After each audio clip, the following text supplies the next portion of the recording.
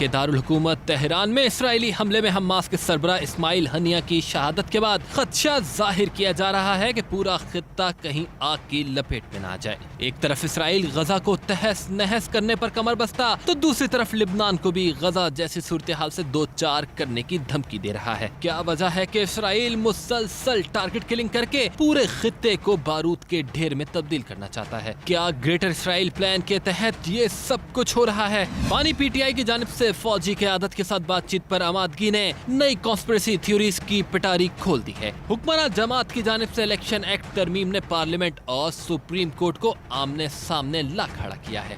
اسلام آباد میں جاری جماعت اسلامی کا احتجاج حکومت کے لیے کتنا بڑا امتحان بننے جا رہا ہے؟ ان تمام ایشوز پر تفصیل سے خبر دیں گے نجم سیٹھی۔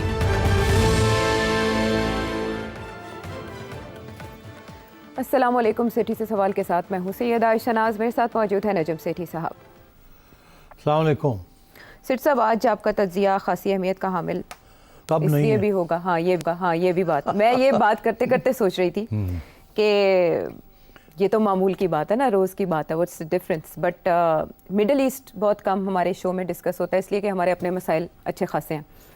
مڈل ایسٹ توجہ کا مرکز تب بنا جب ایران کی جانب سے اسرائیلی جارحیت کا جواب دیا گیا۔ دمشق میں جب اسرائیل نے حملہ کیا تھا، ٹارگٹ کیا تھا سفارت خانے کو، تو ایران نے 300 میزائل رپورٹس کے مطابق برسائے تھے اور اسے ایک علامتی جواب بھی حملہ سمجھا گیا تھا۔ اس کے بعد سے خاموشی تھی، لیکن یکدم یہ ہوتا ہے کہ ایران میں 2 شہادتیں ہوتی ہیں 2 سینئر لیڈرز کی، اور اس کے بعد ایران میں انتخاب ہوتا ہے اور نو منتخب صدر کی تقریب حلف برداری میں مدعو کیا جاتا ہے ممتاز فلسطینی رہنما اسماعیل ہنیہ صاحب کو۔ وہ وہاں موجود ہوتے ہیں، وہ ایک مہمان کی حیثیت سے، ریاست کے مہمان کی حیثیت سے وہاں موجود ہیں، اور انہیں نشانہ بنایا جاتا ہے، جس کی بظاہر ذمہ داری ابھی تک قبول نہیں کر رہا اسرائیل، لیکن شکوک و شبہات کا اظہار یہی کیا جا رہا ہے کہ یہ حملہ اسرائیل کی جانب سے کیا گیا، ایران کی حدود کے اندر سے کیا گیا یا باہر سے، یہ ایک اور اپنی جگہ پر سوال ہے۔ شہادت اپنی جگہ پر ایک بہت بڑی خبر جس نے ہلا کے رکھ دیا مشرق وسطیٰ کو، پوری امت مسلمہ کو، لیکن ایران کی سرزمین پر اٹیک ہونا ایک اور چیز ہے جو ایران کو براہ راست انوالو کرتی ہے، اور ایران کی طرف سے جوابی حملے کا اعلان بھی کر دیا گیا ہے، اور ادھر اسرائیل نے بھی کہا ہے کہ ہم تیار ہیں اپنے ڈیفنس کے لیے۔ کیا اثرات مرتب کر سکتی ہے یہ شہادت اوورآل غزہ کی جنگ پر اور خطے کی صورتحال پر؟ عائشہ، اس میں 3-4 پوائنٹس ہیں جو کہ جس کی بات ہونی چاہیے، پھر پتہ چلے گا کہ آگے کیا ہونے جا رہا ہے۔ پہلی بات تو یہ ہے کہ آپ نے صحیح کہا کہ یہ پہلی دفعہ ایران کے اندر ایک اٹیک ہوئی ہے آن اے حماس اور پیلسٹینین لیڈر، جی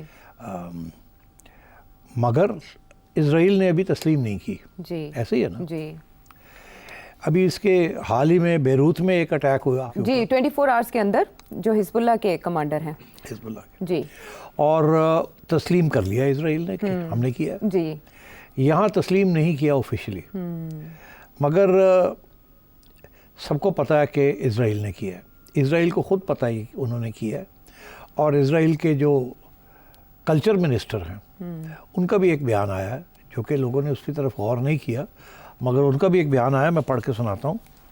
وہ یہ کہتے ہیں، انگریزی میں پڑھ کے سناتا ہوں، پھر انگریزی اردو میں ترجمہ کر دیں گے۔ Quote on quote, this is the right way to clean the world of this filth, no more imaginary peace surrender agreements, no more mercy. یہ ہے ان کا minister of culture Amichai Eliyahu. اب بات یہ ہے کہ یہ تو تسلیم کر ہی لیا نا، نام نہیں لیا، مگر اس کے بعد یہ کہا کہ ہم نے ایک دشمن کو زیر کر دیا، مار دیا، ڈھیر کر دیا، تو کر تو لیا انہوں نے۔ اس سے قبل ایران کے اندر ایرانین نیوکلیئر سائنٹسٹ کو بھی ٹارگٹ کیا گیا، Israel has been targeting Iranian scientist, مگر کبھی بھی انہوں نے ذمہ داری نہیں لی، مگر ان کو اٹیک کرتا رہا، اور سب کو پتہ گیا ان کے اسرائیل واز بیہائنڈ دوز اٹیکس۔ اب ایران کے لیے پرابلم یہ ہے کہ یہ پہلی ایرانین سوئل کے اوپر ایک ایسی اٹیک ہوئی ہے آف اے نان ایرانین، جو کہ ایک مہمان تھا اور ایک کانفرنس کے لیے آئے ہوئے تھے، وہ جو کہ الیکشن تھی پریزیڈنٹ کی، تقریب حلف برداری، اور تو اب سوال یہ کھڑا ہوگا کہ کیا اس کے بعد حالات بگڑیں گے یا شاید بہتر ہوں؟ दो किस्म के तबसरे हो रहे हैं। एक ये कि ईरान अब बहुत बड़ा सख्त रिएक्शन होगा ईरान से। वो जो 300 रॉकेट्स फेंके थे वो अब भूल जाएंगे, इससे ज़्यादा सख्त करना पड़ेगा। दूसरे कुछ लोग हैं वो ये कह रहे हैं कि इसके बाद इसराइल जो है वो फिर टॉक्स में गाज़ा के ऊपर इन्वॉल्व हो जाएगा, क्योंकि उसने डेमोन्स्ट्रेट कर दिया अपनी कंस्टिट्यूंसी को कि हमने कार्रवाई की है और विक्ट्री हमें मिली है। तो दो किस्म के तबसरे हैं। एक ये कि जी वी हैव टेकन रिवेंज और अब हम बात कर सकते हैं out of a position of strength. दूसरा ईरान का कि अब हमें पहले से भी ज़्यादा बड़ा हमला करना पड़ेगा अपनी इज़्ज़त बचाने के लिए। तो ये दो जो सूरत हाल है, मुझे ऐसे लगता है कि ईरान रिटेलिएट करेगा बड़े पैमाने पर या और देखिए अब दो किस्म के रिटेलिएशन हो सकती है। एक तो ये कि किसी तरीके से ईरान भी कोई इसी किस्म की कोई assassination attempt on a major Israeli leader करे, अच्छा, या करवाए, या ये कि वो जैसे ही पहले उन्होंने किए हैं इस दफ़ा उसी किस्म की अटैक करें और बड़े पैमाने पे करें। अच्छा, सो ये इस किस्म के इश्यूज अब चल रहे हैं। और जो ख़तरा ये है कि दो बातों का ख़तरा है। एक तो ये कि वो जो कतर के अंदर जो टॉक्स चल रही थी कि गज़ा के ऊपर सीज़ फायर की जो टॉक्स थी, जिसके अंदर हानिया साहब एक बहुत अहम रोल अदा कर रहे थे एज अ पीस मेकर। क्या उन टॉक्स का क्या होगा कि वो डिरेल हो गई हैं अब? क्या इसराइल चाहता ही नहीं है कि ये अमन की बात हो? इसराइल ने खुद ये डिरेल की है उन टॉक्स को, ताकि वो और भी जो वो कार्रवाई उसने जो शुरू की थी कि वेस्ट बैंक को बिल्कुल खाली करना है और गाज़ा को खाली करना है और बिल्कुल एनेक्स करना है सारा कुछ। क्या इसराइल एक्सटेंड करना चाहता है अपनी जो फौजी कार्रवाई वो कर रहा है और किसी किस्म की पीस टॉक्स नहीं करना चाहता? या ये कि इसके बाद और भी मुश्किल हो जाएगा क्योंकि ईरान की रिटेलिएशन आएगी, उसके बाद सारी अमन की बात ख़त्म हो जाएगी। तो अब मैं समझता हूँ कि जो वर्ल्ड ओपिनियन यही है कि इसके बाद हालात और बिगड़ेंगे, अच्छा, बेहतर नहीं होंगे, जिसकी वजह से फिर ये तो इसराइल को भी पता था ना इस बात का कि इसके बाद रिटेलिएशन तो आएगी। तो अगर रिटेलिएशन आएगी तो सारी जो अमन की बातें हो रही थी या सीज़ फायर की बातें हो रही थी वो ख़त्म हो जाएगी। तो अगर वो ख़त्म होंगी तो फिर इसराइल जो है और भी ज़्यादा अग्रेसिव एक्शन लेगा, क्योंकि अब ईरान जब करेगा तो फिर उसके बाद इसराइल को भी उससे ज़्यादा बड़ा एक्शन करना पड़ेगा। तो मुझे ऐसे लगता है कि we are headed for a very dangerous conflict in the middle east. और इंटरेस्टिंग बात सबसे ज़्यादा ये है कि ये इस वक्त हो रहा है जबकि अमेरिकन प्रेसिडेंसी की तब्दीलियों की बात आ रही है। वहाँ एक माहौल नया बन रहा है जिसके अंदर जो बाइडन जो है वो लेम डक हो चुका है ऑलरेडी और डोनाल्ड ट्रंप अभी आया नहीं है। और जब वो आएगा तो फिर क्या पॉलिसी होगी क्या नहीं होगी, क्योंकि Donald Trump is against Wars.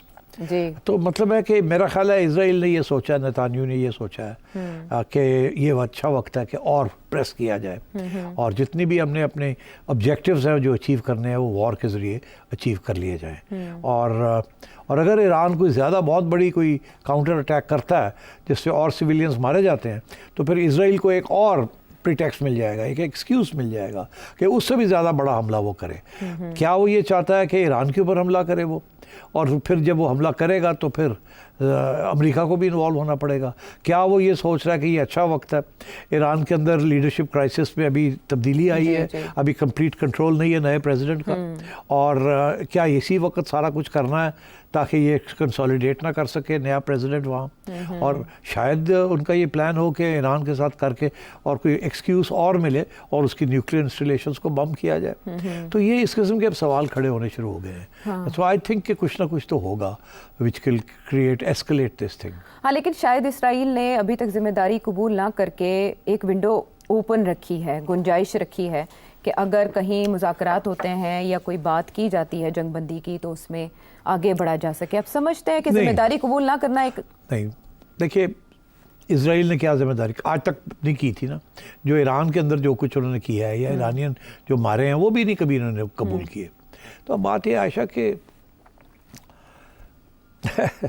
अभी मैं देख रहा था दुनिया के सब मुल्कों के स्टेटमेंट्स, पाकिस्तान का स्टेटमेंट भी देखा। پاکستان نے تو پہلے اسرائیل کا نام لے کے فارن آفس نے کنڈیم کیا, پھر فارن آفس نے اپنا بیان تبدیل کر لیا اور اسرائیل کا نام نکال دیا اپنے کنڈیمنیشن میں, ایسے ہی ہے نا. جی بالکل رپورٹڈ. مگر میں دیکھ رہا تھا دنیا میں جو سب سے زیادہ ریئیکشنز جو سارے آئے ہیں ویسٹرن ممالک سے بھی اور مسلم ممالک سے بھی, کسی نے اسرائیل کا نام نہیں لیا. صرف ایک ملک ہے جس نے نام لے کے کہا ہے کہ یہ اسرائیل نے یا اسرائیلی پرائم منسٹر نے یہ کام کیا ہے. وہ کون سا ملک ہے؟ وہ ٹرکی. ٹرکی نے یہ کیا. اور ملیشیا نے, قطر نے, کسی نے یہ نہیں کہا کہ اسرائیل نے یہ کیا. سب نے کنڈیم کیا ہے کہ ایسے نہیں ہونا چاہیے, پیس ٹاکس ڈیریل ہو گئی ہیں, this is a indication of war coming on the horizon and so on. مگر سوائے ٹرکی کے جس نے نام لیا کہ یہ انہوں نے کیا ہے, ہم نے نام لیا تھا, پھر ہم سوری کر کے ہم نے بھی اس نام. کی کیا وجہ ہو سکتی ہے؟ ہمارے تو ان کے ساتھ تعلقات, سفارتی تعلقات بھی نہیں. ابھی حال ہی میں ایک اسرائیلی سینئر اسرائیلی گورنمنٹ آفیشل کی سے بات ہو رہی تھی میڈیا کے اوپر, اور انہوں نے 2 نام لیے جنہوں نے کہا کہ ہم ان کے دشمن ہیں, پاکستان کا اور ایران. ان کے 2 نام لیے. انہوں نے کہا یہ 2 ملک ہیں جس کو ہم کسی صورت میں بھی ٹالریٹ نہیں کر سکتے. اگر یہ صورت ہے, حالانکہ صرف وہ 2 ہی نام لے سکتے ہیں, ایران کے ساتھ آپ کا نام لیتے ہیں, تو کیا وجہ ہے کہ آپ کھل کے کیوں نہیں ان کے خلاف بات کر سکتے؟ تو اس پہ بھی سوچنا چاہیے کہ وجہ کیا ہے. وجہ شاید یہی ہے کہ اس وقت جو آپ کے میجر ایڈ ڈونرز ہیں, whether it is United States, Saudi Arabia, UAE, قطر, جو بھی آپ کو سپورٹ کر رہے ہیں, وہ ایکچولی اس وقت وہ ویسٹرن کیمپ میں ہیں. وہ اور ویسٹرن کیمپ جو ہے وہ پرو اسرائیلی ہے. تو آپ ابھی کوئی رسک نہیں لے رہے کہ آپ کوئی ایسی بات کر دیں جو ویسٹرن کیمپ ہے, جس کے اوپر آپ ڈپینڈنٹ ہیں, جس پہ یہ سب لوگ ویسٹرن کیمپ کے لوگ ہیں. تو آپ اسی لیے شاید پیچھے ہٹ گئے کہ ہمیں نام نہیں لینا چاہیے. کل کو امریکہ کہے گا کیوں نام لیا, کل کو سعودی عربیہ ناراض ہو جائے گا, and so on and so forth. تو یہ اس قسم کی سچویشن ہے. ہماری بڑی بدقسمتی ہے کہ ہمارے ہاں کوئی ایسا لیڈر نہیں ہے جو کہ کھڑا ہو کے جو بات ہے وہ کہہ سکے. اچھا, اور بائی دا وے یہ this is something that Imran Khan کے حق میں یہ بات جاتی ہے کہ جب انہیں موقع ملتا تھا تو وہ نریندر مودی کے خلاف بھی بات کرتے تھے اور اسرائیل کے خلاف بھی بات کرتے تھے.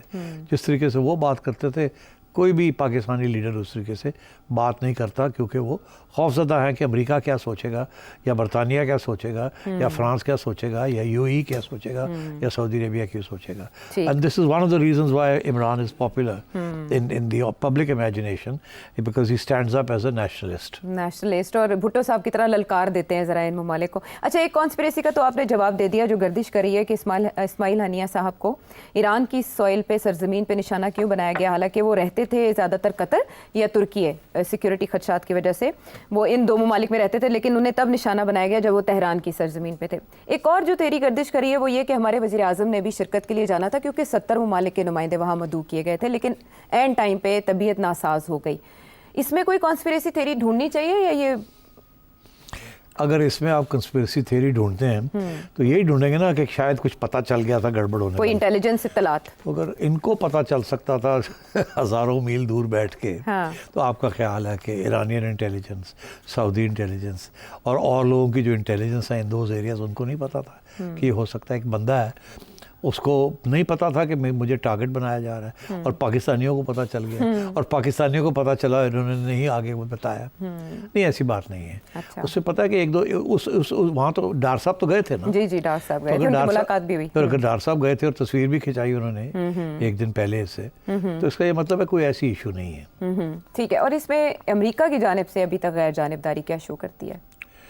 امریکہ غیر جانبداری کیا مطلب؟ جی, ان کو وہ ان کے پاس اس طرح کی کوئی پہلے اطلاعات نہیں تھی اور اب وہ نپا تلا رد عمل دے رہے ہیں. دیکھیے, یہ ہو نہیں سکتا کہ امریکہ کو نہیں پتا تھا کہ یہ ہونے جا رہا ہے. اچھا, یہ ہو نہیں سکتا. امریکن انٹیلیجنس اور اسرائیلی انٹیلیجنس بہت قریبی تعلقات ہیں اور اکٹھے کام کرتے ہیں اس قسم کے معاملات ہیں, اور دونوں کا رویہ اور ایٹیٹیوڈ اور اپروچ ایک ہی ہے کہ اس قسم کے ٹیررسٹ جہاں بھی ہوں انہیں ایلیمینیٹ کیا جائے. انہوں نے اسامہ بن لادن کو اسی طریقے سے ایلیمینیٹ کیا نا, اور بھی بڑے لوگ ایسے ایلیمینیٹ کیے. تو میرا خیال ہے امریکہ کو تو پتہ تھا, ظاہر ہے انہوں نے سپورٹ کی ہوگی کہ ہاں اف یو کین ٹیک ہم آؤٹ ٹیک ہم آؤٹ. تو میں یہ سمجھتا ہوں کہ یہ میں نہیں کہوں گا کہ جوائنٹ آپریشن تھا, مگر ضرور یہ امریکہ کو پتہ تھا. شاید اسرائیل نے ہنٹ بھی مار دی ہو کہ ہم کچھ کرنے جا رہے ہیں, تو اسی طرح گڑبڑ نہ کرنا ہمیں. اور دوسری بات یہ ہے کہ یہ ڈرون کے ذریعے تو نہیں کیا گیا نا, یہ تو میرا خیال ہے کوئی اور طریقے سے. ابھی اطلاعات کچھ آ رہی ہیں کہ بوم نصب تھا, اور کچھ لوگ کہہ رہے ہیں کہ انٹرسیپٹ کیا گیا, ایک میزائل کے ذریعے ٹارگٹ کیا گیا, ملٹیپل. میرا نہیں خیال کوئی یہ میزائل والی بات نکلے گی, میرا خیال ہے یہ بوم ہی نکلے گا. دیکھیے کچھ عرصے سے رپورٹس آ رہی تھیں عائشہ کہ ایران کے اندر سب سے زیادہ اسرائیلی ایجنٹس پینیٹریشن ہے, اور پینیٹریشن ہے ایران کی. یس. اچھا اب آپ کو یاد ہوگا کہ اس سے قبل سب سے پہلے ایسی رپورٹ کہ کسی ملک کے اندر اتنے زیادہ CIA کے ایجنٹس جی کہیں کسی ملک میں تھے یا نہیں تھے. اور آپ کو یاد ہوگا جب امریکہ اسامہ بن لادن کو ڈھونڈ رہا تھا, بلیک واٹر ریمنڈ کیا نام تھا اس کا, ڈیوس کا جب کیس ہوا, اس وقت کیا الزام تھا اس وقت کے پاکستانی ہائی ایمبیسڈر کے اوپر جو حسین حقانی صاحب تھے امریکہ میں, فوج کی طرف سے یہ الزام تھا نا کہ آپ اتنے ویزے کیوں دے رہے ہیں, جی ہر قسم کے یہاں سپائز اور جاسوس آ رہے ہیں, اور ڈیوس بھی ایک تھا, اور اس کے اوپر کافی بڑا ایشو بنا تھا, اور کہتے تھے کہ یہاں بہت زیادہ CIA اور انٹیلیجنس ایجنسیز دنیا کی ان کے لوگ پھر رہے ہیں, اسامہ بن لادن کو ڈھونڈ رہے ہیں. تو میں ایران کے اندر بھی بہت سے لوگ ایسے ایرانینس اور others from the Muslim world probably, because گوروں کو انگریزوں کو تو شاید یا امریکنوں کو تو ویزے نہیں ملتے ہوں گے, مگر یہاں کے لوکل لوگوں کو ریکروٹ کیا جاتا ہے. ڈونٹ فرگیٹ کہ وہاں بھی بارڈر ایریاز کے اندر کردوں کے ساتھ لڑائی جھگڑے ہیں, اور بھی کمیونسٹ موومنٹ کا کے ایشوز ہیں, بلوچ انسرجنس کے ایشوز ہیں. تو وہاں سے بہت سے لوگ ریکروٹ کیے جا سکتے ہیں جو ٹیکنیکلی ایرانینس ہیں, اور ان کو بھی استعمال کیا جا سکتا ہے. اور CIA اور موساد جو ہے پیسے کی کوئی کمی نہیں ہے, they have always been known to buy agents. تو میں سمجھتا ہوں کہ this is one such case. Interesting بات جو یہ ہے کہ کیوں نہیں ایرانین اتھارٹیز نے توجہ دی کہ یہاں کتنے ایجنٹس پھر رہے ہیں ایران کے اندر, اور کچھ بھی ہو سکتا ہے. اور یہ بھی سوال کیا جا رہا ہے کہ ایران کو کیا آگے ان کی جو انٹیلیجنس ہے ان کو نہیں پتا کہ کتنے لوگ پھر رہے ہیں, اور کیا ان کے مقاصد ہیں, کس کو اسیسینیشنز کے لیے آئے ہوئے ہیں, کیا کرنے آئے ہوئے ہیں. تو ابھی تک جب خبریں آتی ہیں عائشہ تو یہی پتہ لگتا ہے فلانے جرنلسٹ کو پکڑ کے ایران نے جیل میں ڈال دیا اور کہا کہ تم یو آر اے جاسوس, مگر کوئی ایسی کوئی بڑا کیسز نہیں ملے ان کو جہاں یہ کنونس کیا جائے یا پروف دیا جائے کہ یہ اسرائیلی ایجنٹس ہیں یا انہوں نے یہ کنفیشن دی ہے یا یہ ہوا. But actually the fact is that analyst یہی کہہ رہے ہیں کہ بہت سے لوگ پھر رہے ہیں وہاں جو اسرائیل کے پے رول پہ ہیں. ٹھیک ہے, اب یہ ایران کے ریئیکشن سے پتہ چلے گا, بہت سے اور سوالوں کا جواب بھی ہمیں مل سکتا ہے جو ابھی تک مبہم ہے. ہم آگے بڑھتے ہیں, ذرا کچھ لوکل کنفرنٹریشن کی طرف آ جائیں جو ہماری حکومت اور روزمرہ کی بات ہے, روٹین ورک ہے. اس میں یہ کہ سپریم کورٹ کا ایک فیصلہ مخصوص نشستوں کے حوالے سے جس نے سب کو ہلا کے رکھ دیا, اور ایک طرف امید جاگ گئی, ایک طرف امید دم توڑنے لگی ہماری حکومت. اس میں انہوں نے یہ اندیا دیا کہ ان کے پاس پارلیمنٹ کا کارڈ موجود ہے, پارلیمنٹ حرکت میں آئی, پھر وہاں پر الیکشن ایکٹ میں ایک ترمیم کر دی گئی, اور مخصوص ترمیم کی گئی جو کہ الیکشن جو سپریم کورٹ کے فیصلے کو ایک طرح سے رد کرتی ہے یا ٹوتھ لیس بناتی ہے. سو اب اس ترمیم کے بعد سیٹھی صاحب سب یہ جاننا چاہ رہے ہیں کہ سیاست کس رخ جائے گی اور سپریم کورٹ کے فیصلے پر عمل درآمد کا کیا ہوگا. دیکھیے یہ جو قانون سازی ہو رہی ہے نا, ایک تو یہ کہ یہ جو ترمیم کی جا رہی ہے کہ جی ریٹروسپیکٹیو ایفیکٹ سے 2017 سے آنورڈ ماضی سے اطلاق ہوگا. ایک یہ ہے, ٹھیک ہے, تو عام طور پہ یہ نہیں ایسے نہیں ہوتا, حالانکہ اجازت ہے آئین کے اندر پارلیمنٹ کو کہ وہ ریٹروسپیکٹیو ایفیکٹ یا ماضی کے ایفیکٹ کو بھی کر سکتی ہے, مگر اس کو استعمال نہیں کیا جاتا. اچھا تو اس میں یہ بھی ہے کہ یہ ماضی سے یہ شروع ہوگی, اور باقی دو یہی ہیں کہ جی جو جس کا تعلق جس پارٹی سے وہ اقرار نامہ وہ تبدیل نہیں ہوگا, اور پھر اس کے علاوہ کہ جس نے لسٹ نہ دی ہو ریزرو سیٹس کی اسے نہیں ملیں گی. اچھا اب یہ راتوں رات ہی کیا جا رہا ہے جی, اب اس کے ظاہر ہے اسی لیے کیا جا رہا ہے کہ یہ جو فیصلہ آیا ہے اس کو نیگیٹو کرنا ہے, اس کو نہیں ماننا. اچھا اب جو فیصلہ ہے اس کی اپلیکیشن تو الیکشن کمیشن پہ ہے نا, پارلیمنٹ پہ تو نہیں ہے. اب الیکشن کمیشن کو بچانے کے لیے پارلیمنٹ یہ قانون سازی کر رہی ہے جی, نہیں تو الیکشن کمیشن کو کرنا پڑے گا جو سپریم کورٹ آدھا کر دیا, تھوڑا سا رہ گیا. ہاں آدھا کر دیا, تھوڑا سا رہ گیا, اس پہ انہوں نے کوئی آبجیکشنز کیے ہیں کہ جی ہمیں نہیں پتا کس کی بات مانی جائے اور کس کی نہ مانی جائے. یہ جو باقی لوگ ہیں یہ کس کی یہ ہمیں ایفیڈیوٹ دیں گے, یہ کون سی پارٹی تو ہے ہی نہیں, پارٹی کا تو سیکرٹری کوئی نہیں, ہم کس سے بات کریں اینڈ سو آن. یہ جو ایفیڈیوٹس دے رہے ہیں اس کا کیا اہمیت ہے. تو انہوں نے بھی بال جو ہے نا واپس سپریم کورٹ پھینک دیا کہ وضاحت کریں. اب خبر یہ آ رہی ہے کہ जस्टिस मंसूर जो है वो बैठ गए हैं। पहले ये था कि शायद ये जजमेंट 2 महीने के बाद आएगी, डिटेल जजमेंट, इसीलिए ये बात चल रही थी ना कि जी उस वक्त तक अपील नहीं लॉन्च हो सकती या रिव्यू नहीं हो सकता जब तक ये डिटेल जजमेंट नहीं आती।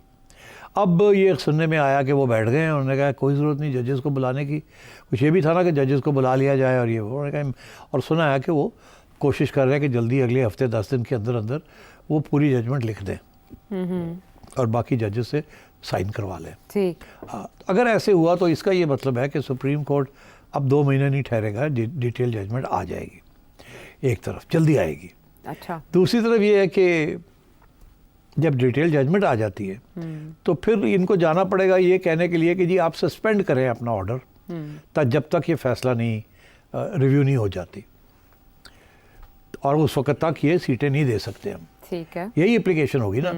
अभी तो शॉर्ट ऑर्डर है तो कुछ भी हो भी नहीं सकता, अभी तो बैठे हुए हैं। इसीलिए उन्होंने सोचा है कि ये जो छोटा टाइम पीरियड है इसके अंदर जल्दी से एक कानून साजी कर ली जाए। अब ये है कि उस कानून को चैलेंज करेंगे, फिर वो कानून के ऊपर जो हेयरिंग्स होंगी, अभी समर वेकेशंस हैं, जजेस भी नहीं हैं, तो ये मामला 2 महीने और आगे लटक चला जाएगा। हाँ। क्योंकि कानून तो बता दिए। अब अगर सुप्रीम कोर्ट इलेक्शन कमीशन को कहता है, कोई पिटिशन जाती है, और तो पिटिशन कौन सुनेगा? ये 2-3 जजेस तो नहीं सुनेंगे इतनी इंपॉर्टेंट पोजीशन। तो ये डिलेइंग टैक्टिक्स हैं on the part of the government, और उसकी वजह बड़ी सिंपल सी है। वो ये चाहते हैं कि ये बिल्कुल ना हो, इसको रेजिस्ट किया जाए, और ये जो टाइम स्पेस जो मिल रही है इसके अंदर कोई ऐसे कानून कर दिए जाएं जिसके साथ अगला कदम भी हम इसके बाद उठा लें। और वो अगला कदम क्या है? वो ये है कि किसी तरीके के साथ 2/3 मेजॉरिटी हम अपनी बरकरार रखें, और उस मेजॉरिटी के ज़रिए हम कुछ कॉन्स्टिट्यूशनल अमेंडमेंट्स भी कर लें। ये जो इस वक्त हो रहा है ये कॉन्स्टिट्यूशनल अमेंडमेंट नहीं हो रही, ये कानून साजी हो रही है। जी जी, तो ये तो कर सकते हैं, कर सकते हैं। अच्छा, अब तो पहले तो फिर ये कि इसको चैलेंज करना पड़ेगा, फिर चैलेंज करने के लिए बेंचेस नहीं है तो फिर ये मुलतवी होना पड़ेगा, फिर वो जो जजमेंट आएगी उसको चैलेंज करना है, या वो आएगी तो वो भी रिव्यू में चली जाएगी, कोई पूरे जजेस नहीं है। तो मेरा ख्याल है 2 महीने के लिए तो ये लटकता रहेगा। 2 महीने बाद अक्टूबर आ जाएगा, फिर अक्टूबर आ जाएगा, तो change in command, change in command of the supreme court. हाँ, मगर मेरा ख्याल है उससे पहले ये कोशिश करेंगे कि इन्हीं हालात के अंदर एक कॉन्स्टिट्यूशनल अमेंडमेंट भी पास कर दें। चैलेंज ही हो जाएगा ना। हाँ। चैलेंज ही होगा ना। इनके पास अगर वोट हो गए पूरे तो ये कहेंगे जी हम नहीं मानते कि ये सीटें उनकी हैं। अच्छा। अभी तो वो डिस्कशन हो रही है, डिबेट हो रही है उसमें। तो इसलिए मेरा ख्याल है ये फिर भी they will try to go for a constitutional amendment. This my view. अब क्या वो उसमें सुप्रीम कोर्ट उसको रोक देता है किसी तरीके के साथ? क्या पार्लियामेंट को रोक भी सकता है कि नहीं रोक सकता? फ्रॉम कानून साजी नहीं रोक सकता। और अगर रोकने की कोशिश सुप्रीम कोर्ट ने की और वो भी विदाउट फुल बेंच, जो कि जजेस ही नहीं है, तो उसकी तो कोई वजन नहीं होगा उसके अंदर। तो मेरा ख्याल है दिस इज़ अ टैक्टिक कि किसी तरीके के साथ अगले 1-2 महीने के अंदर अंदर अपने खिलाफ कोई मेजर जजमेंट ना होने दें, या अगर होती भी है तो उसको इम्प्लीमेंट ना करें, और इस स्पेस के अंदर एक कॉन्स्टिट्यूशनल अमेंडमेंट भी कर ली जाए। ठीक है। और फिर चैलेंज होती रहेगी, देखा जाएगा फिर। तब तक तो वक्त गुजर जाएगा। हाँ, फिर कल को वो उसकी वजह से वो एक कॉन्स्टिट्यूशनल अमेंडमेंट करके और चीफ जस्टिस की एक्सटेंशन हो जाती है, फिर क्या होगा? फिर वो बैठ जाएंगे, फिर लड़ाई झगड़े और बढ़ जाएंगे। अभी भी चांस एक्सटेंशन नहीं, तो वो इसीलिए तो समझ गई। ठीक है, हमें जवाब मिल गया सवाल करने से पहले ही। बहरहाल इस सिलसिले में ये इंटरेस्टिंग है, जैसे सेठी साहब ने तफसीली फैसला जल्दी आ जाए तो फिर उसकी तशरीह पे भी काफ़ी वक्त दरकार होगा और अपनी अपनी तशरीह की जाएगी। फिलहाल तो दोनों तरफ से कार्ड्स जो खेले जा रहे हैं वो भी बड़े इंटरेस्टिंग हैं और इससे टाइम बाय किया जा रहा है। वापस आते हैं ब्रेक के बाद। शो में साथ देने का शुक्रिया सेठी साहब। इमरान खान साहब अब उस मोड़ पे आ गए हैं जहाँ से अब पता नहीं चल रहा कि वो डील से आए हैं या बगैर डील के आए हैं, लेकिन सभी सोच रहे हैं कि इमरान खान साहब क्या करने जा रहे हैं, और वो जो नवाज शरीफ साहब पहले कर चुके हैं फिर उस पर उन्हें ब्लेम करना गलत होगा। शराइत के साथ इमरान खान साहब ने जो फ़ौज से इस्टेब्लिशमेंट से मुज़ाकरात पर आमादगी ज़ाहिर की है, उसके बाद उन्होंने कहा कि फ़ौज अपना नुमाइंदा मुकर्रर करे, हमारी तरफ से महमूद अचकज़ई साहब होंगे। तो आप बताएं, आपने तो पिछले एपिसोड में बाकायदा इस बात की तस्दीक कर दी थी कि ऐसा कोई सिलसिला चल रहा है, तो ये सिलसिला कामयाब भी होगा? जी, मैंने ये 2 बातें कही थी। मैंने कहा था कि सिलसिला कोई एक सिलसिला शुरू हुआ है, मगर मैंने साथ उसको क्वालिफाई कर दिया था और मैंने कहा था आर्म्स लेंथ से हुआ जी जी बराह रास्त नहीं है, ताकि डिनाई हो सके, ताकि फ़ौज के तरफ से ये डिनाइल हो कि हम तो बात नहीं कर रहे जी या गवर्नमेंट की तरफ से हम नहीं बात कर रहे। तो इसलिए किसी का उन्होंने आर्म्स लेंथ किया है, किसी जनरल वेनरल नहीं कोई गया मिलने, कोई फ़ौजी नहीं गया मिलने, ना इस किस्म की कोई बात हुई है। इसीलिए खान साहब आप कह रहे हैं कि नॉमिनेट करें किसी को, जी ठीक। अब बात यह है कि कोई नॉमिनेशन नहीं होगी। अच्छा नॉमिनेशन कैसे हो सकती है आप मुझे बताओ तो। अब यही होगा कि कोई बंदा उठेगा और वो कहेगा मैं इमरान खान को मिलने जा रहा हूँ, ठीक, और सारा मीडिया कहेगा कि ये नॉमिनेट हो गया है। अच्छा मगर इस्टेब्लिशमेंट की तरफ से कोई बात नहीं होगी, टाइट अपर लिप, कोई बात नहीं होगी। सवाल ही पैदा नहीं होता कि इस्टेब्लिशमेंट ये कहे कि हम बातचीत शुरू कर दी हमने इमरान के साथ। अलबत्ता जो मीडिया के ज़रिए बातें लीक होंगी इस्टेब्लिशमेंट की तरफ से वो ये होंगी कि गवर्नमेंट भेजे, किसी को भेजना है तो ये गवर्नमेंट ने बात करनी है कर ले, हम तो हमारा क्या तल्लुक है, हमारा तो कोई बस नहीं बनते कॉन्स्टिट्यूशनली कि हम किसी से बात करें, किसी प्रिजनर से बात करें जिसको हमने ऑन ट्रीजन के लिए गवर्नमेंट ने पकड़ा हुआ है। तो गवर्नमेंट भेज सकती है किसी को, और गवर्नमेंट की तरफ से तो ऑलरेडी ऑफर आ चुकी है, जी आ चुकी है ना कि जी हम तैयार हैं। मुसद्दक मलिक ने भी कहा है, शहबाज शरीफ ने भी कहा है, हाँ सब ने कहा है हम तैयार हैं बात करने के लिए, आओ। और वो कहता है मैंने आपसे बात नहीं करनी। फिर तो ये यकीनी तौर पे गवर्नमेंट की तरफ से कोई बंदा जा सकता है बात करने के लिए। अब क्या खान साहब उसको तस्लीम करेंगे या नहीं करेंगे, एक दफ़ा तो कह चुके हैं ना मैंने गवर्नमेंट से बात नहीं करनी। मगर मैं आज ये पेशन गोई कर रहा हूँ कि फ़ौज की तरफ से ऑफिशियली कोई बंदा नहीं जाएगा खान साहब के साथ बात करने के लिए। अलबत्ता वो ये ज़रूर कहेंगे कि हमें पावर्स दैट बी की हिमायत है कि हम कोई बात को आगे बढ़ाएं, मगर फ़ौज की तरफ से ऑफिशियली कभी एक्नॉलेजमेंट नहीं आएगी कि हमने किसी को भेजा है पहली बार। अच्छा और वो जो भी होगा वो कहेगा मैं गवर्नमेंट की तरफ से आ रहा हूँ, ठीक। अच्छा ये देख अब खान साहब को जाके जो मर्ज़ी कहें कि जी मैं एक्चुअली उन बात करके आया हूँ, मगर आपके लिए और मेरे लिए और पब्लिक के लिए होगा गवर्नमेंट ने भेजा है। और क्या खान इस बात को मानेगा? खान तो ये चाहता है कि ये तस्लीम किया जाए कि फ़ौज की तरफ से मुझे को मिलने हैं। उसका तो केस बन जाता है ना, बन जाता है जिस दिन फ़ौज ने हो उससे बात करनी शुरू कर दी उस दिन सारे केसेस ख़त्म। लेकिन अभी तो बन रहे हैं ना, अभी तो बन रहे हैं।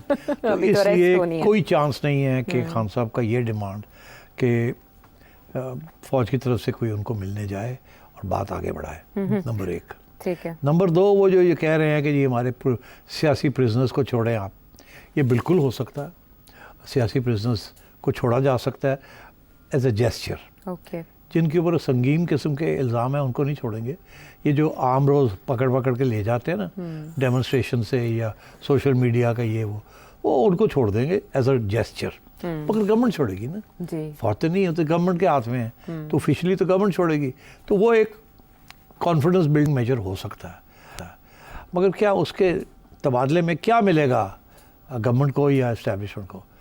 यही है ना कि जी आपने मिलिट्री को अटैक नहीं करना, आपने मिलिट्री के चीफ को नहीं अटैक करना, आपने ये IMF प्रोग्राम को डिरेल नहीं करना, आपने दुनिया के पार्लियामेंट्स और कांग्रेसेस में जाके पाकिस्तान की बेइज्जती नहीं करनी और नेशनल सिक्योरिटी को अंडरमाइन नहीं करना। तो उधर से भी लंबी चौड़ी लिस्ट है ना। जी जी। मेरा नहीं ख्याल कि इसके साथ कोई बात आगे बढ़ेगी। ये दोनों साइड्स चाह रही हैं कि थोड़ी बहुत स्पेस मिले और थोड़ा सा टेम्परेचर कम हो। दोनों तकलीफ़ में है, मैंने यही कहा था, दोनों चाहते हैं कि थोड़ी तकलीफ़ दूर हो और इसलिए ये बातचीत शुरू हो रही है, मगर ये जाएगी नहीं कहीं भी।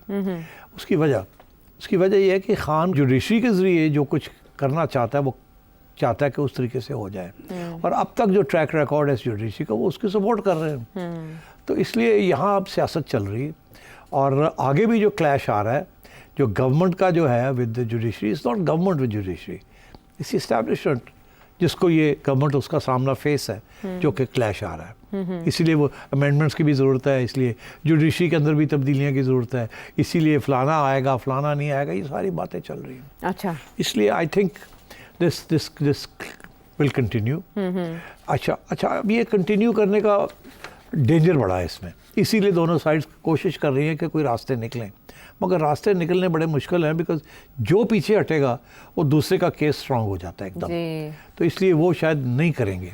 ठीक। अच्छा, जो डर ये है कि इस दौरान क्योंकि मुल्क के हालात इतने अच्छे नहीं हैं, अगर आप अखबार सुबह खोलें तो सवाई ये कि इतने बंदे यहाँ मारे गए और इतने बंदे यहाँ मारे गए और यहाँ स्ट्राइक हो रही है और वहाँ स्ट्राइक हो रही है, और अब तो फ्लड्स, और अब ऊपर से बारिशें और फ्लड्स, तो दिन रात जो है आपको बुरी खबरें मिलने को आ रही। और किसी स्टेज पे भी आयशा, मैं हमेशा ये कहता हूँ कि कहा नहीं जा सकता कब, मगर कभी भी हो सकता है। वो A single spark can light a prairie fire, meaning एक चिंगारी, एक किसी ने यहाँ छोटी सी आग लगी, आप समझेंगे तो कोई गाली को नहीं, कोट मार के वो बुझा दो, वो आग फैल जाएगी, फैल सकती है। हाँ, लेकिन सिर्फ सब माजरत बात काटने के लिए, आप इनके इस जेस्चर को, जहाँ पहले एक जमूत था और दोनों इंतहाई पोजीशन लिए हुए थे, आप इमूवेबल फोर्स की बात करते थे और दूसरी तरफ दूसरी फोर्स जो टक्कर ले रही है, इमरान खान साहब के रवैये में इस लचक को आप भी शक की निगाह से देखते हैं? जो इल्ज़ाम आयद किए जा रहे हैं कि पीटीआई के ऑफिस पर छापे के दौरान उनके ताल्लुकात साबित हुए हैं रऊफ़ हसन साहब के रॉ एजेंट्स के साथ, आप समझते हैं कि ये उस दबाव का नतीजा है या ये लचक जो है वो सिर्फ सियासी अमल को समझने का नतीजा है? देखिए, इमरान खान को भी बड़े लोग कह रहे हैं कि आपने ये जो अटैक की हुई है एस्टेब्लिशमेंट के ऊपर, ये काउंटर प्रोडक्टिव हो रही है। अच्छा, ये उनको भी ये पैगाम जाता है कि इसके साथ हमें मिला कुछ नहीं है और हालात ख़राब हो रहे हैं। अच्छा, तो आप कोई थोड़ी नरमी दिखाएं, कम से कम आपको ओपनिंग क्रिएट करने की कोशिश करें। जो नून लीग ने किया था और पीपल्स पार्टी ने किया था, जब वो आप उनके ऊपर दबाव था, उन्होंने अपने रास्ते एस्टैब्लिशमेंट के साथ बना लिए ना, तो आप भी कोई रास्ते बनाने की कोशिश करें। दिन रात उनको अटैक करने से और उनका रवैया सख्त होगा। तो ये बात है, ये नहीं है कि जी रऊफ़ को पकड़ा है या ये किया है या कोई इसमें गद्दारी की एविडेंस निकलती है। इस वक्त आप इमरान खान और उसके साथियों के ऊपर जो भी इल्ज़ाम लगाएंगे, किसी किस्म का भी इल्ज़ाम लगाएंगे, वो स्टिक नहीं करेगा और जुडिशरी उसको नहीं मानेगी, और आप जो मर्ज़ी कर लें ये जुडिशरी नहीं मानेगी। अच्छा। इसीलिए ये जो कानून इन्होंने बनाया, पहली मौके पे जुडिशरी इस कानून को उड़ा देगी। अच्छा, ये भी मेरी इलेक्शन एक्ट में जो तरमीम हुई, जी, इलेक्शन एक्ट में चैलेंज होगा, पीटीआई चैलेंज करेगी जैसे बैरिस्टर और उड़ा देंगे ये। अच्छा, वो बड़े इसके कमज़ोरियाँ हैं इसके अंदर, जो कि वो उसकी वजह ये फैसले पहले हो चुके हैं अब, और वो फैसले जो है सियासी फैसले। अच्छा, और ये पहले से भी ऐसे होता रहा, अब फिर ये हो रहा है, अब थोड़े बड़े पैमाने पे हो रहा है और एक पार्टी के लिए हो रहा है। तो इसीलिए मैं ये कहता हूँ ये बहुत बड़ी क्लैश है, और ये क्लैश इस पर गवर्नमेंट का कोई रोल नहीं है।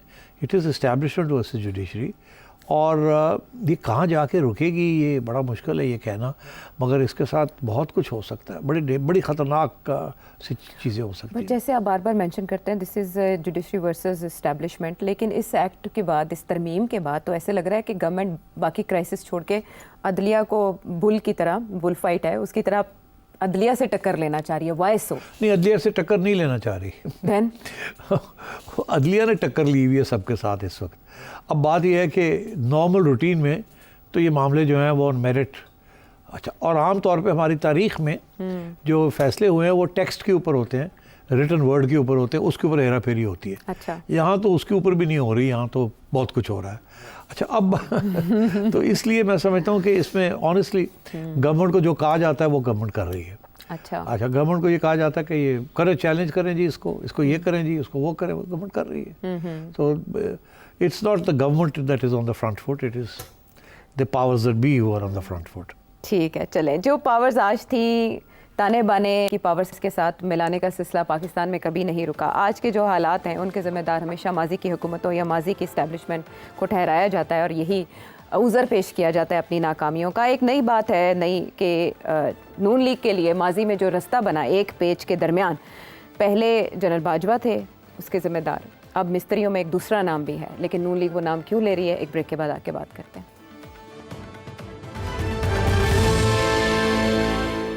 शो में एक बार फिर खुश आमदेद। सिड साहब, पाकिस्तान की पॉलिटिक्स और शायद इस्टेब्लिशमेंट में इसके किरदार को समझने के लिए कोई एक्स्ट्रा ऑर्डिनरी ब्रेन चाहिए, क्योंकि हमें माजी में नून लीग ये बताती रही कि फैज़ हमीद साहब इमरान खान साहब के लिए सहूलतकारी करते रहे और इमरान खान साहब फैज़ हमीद साहब को बचाने के लिए हर हद तक गए, यहाँ तक कि अपनी हुकूमत से गए। लेकिन अब ताज़ा खबर आई है कि फैज़ हमारा भाई है, यानी कि नून लीग, ख्वाजा आसिफ ये कह रहे हैं कि हमें तो फैज़ हमीद साहब ने कहा कि हम तंग आ चुके हैं, आजिज़ आ चुके हैं, हुकूमत आप ले लें। ये हालात है इनके। अच्छा, अब बात ये है कि इसमें मैं कुछ इजाफा कर दूं। हाँ बिल्कुल, लेकिन आप क्लियर करें ना, कौन किसका बंदा था? किसका बंदा था? फैज़ अपना बंदा था, باجوہ اپنا بندہ تھا, کسی کے بندے نہیں تھے. وہ گیمز کھیل رہے تھے, وہ خان صاحب سے کچھ کام کروانا چاہ رہے تھے. جینیونلی وہ چاہتے تھے کہ کچھ گڈ گورننس ہو. آئی ایم ایف کے اوپر کافی پرابلمز رہے شروع میں, فائنانس منسٹر آئے گئے, ایسے لگتا تھا Khan doesn't have his grip over the economy. اسی طریقے کے ساتھ پنجاب کے اوپر کافی ایشوز تھے.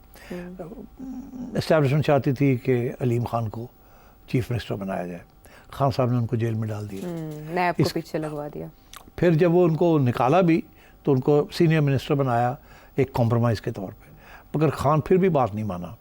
اسی لیے جب کہ D G I S I اس وقت کے عاصم منیر صاحب تھے, اسی لیے انہوں نے پھر جا کے خان صاحب سے یہ بات کی بزدار کے بارے میں اور ان کی اہلیہ کے بارے میں, یاد ہے آپ کو, جس کی وجہ سے ان کو نکال دیا گیا.